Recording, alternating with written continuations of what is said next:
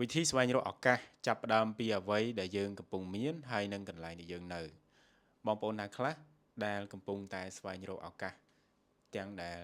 និយាយទៅគឺកំពុងតែស្វែងរកឱកាសបងប្អូនអាចខមមិនខាងក្រោមបានវិធីស្វែងរកឱកាសនឹងគឺងាយស្រួលទេបងប្អូនទាំងអស់គ្នាតាមពិតឱកាសគឺនៅតែនឹងចិត្តយើងនឹងឯងគ្រាន់តែថាយើងពេលខ្លះយើងមើលអត់ឃើញពេលខ្លះយើងអត់បានមានតែយើងចន្លោះនៅព័ត៌មានផ្សេងដែលយើងអត់បាន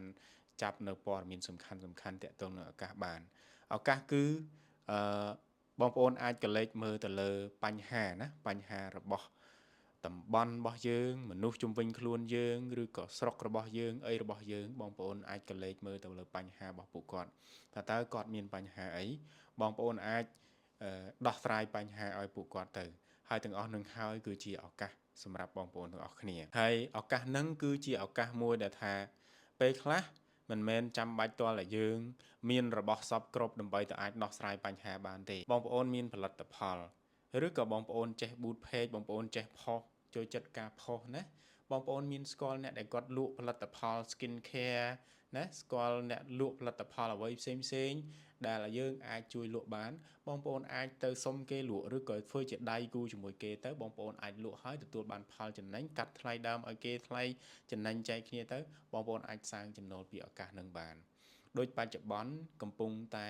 មានការគ្រប់គ្រងខ្លាំងទៅលើផលិតផលរបស់ខ្មែរអញ្ចឹងបងប្អូនអាចតាក់ទងទៅតំណាងចែកចាយណាមួយហើយសហការជាមួយគេទៅជួយលក់គេទៅដើម្បីបានទទួលបរិមាណណាមួយហើយចែកផលចំណេញគ្នាទៅអញ្ចឹងនេះក៏ជាឱកាសមួយដែរអញ្ចឹងអ្វីដែលសំខាន់គឺបងប្អូនត្រូវតែបាទចេះមើលហើយចេះគេហៅថាសង្កេតហើយហ៊ានធ្វើណាបាទចេះលក់ផងដែរយើងត្រូវតែផ្ដោតលើអ្វីដែលយើងកំពុងមានហើយទីតាំងកន្លែងដែលយើងនៅ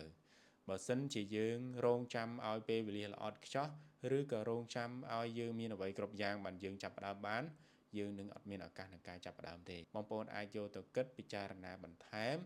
ទៅលើអ្វីដែលខ្ញុំបានលើកឡើងនោះបងប្អូននឹងមើលឃើញឱកាសលើសពីអ្វីដែលខ្ញុំនិយាយច្រើនថែមទៀត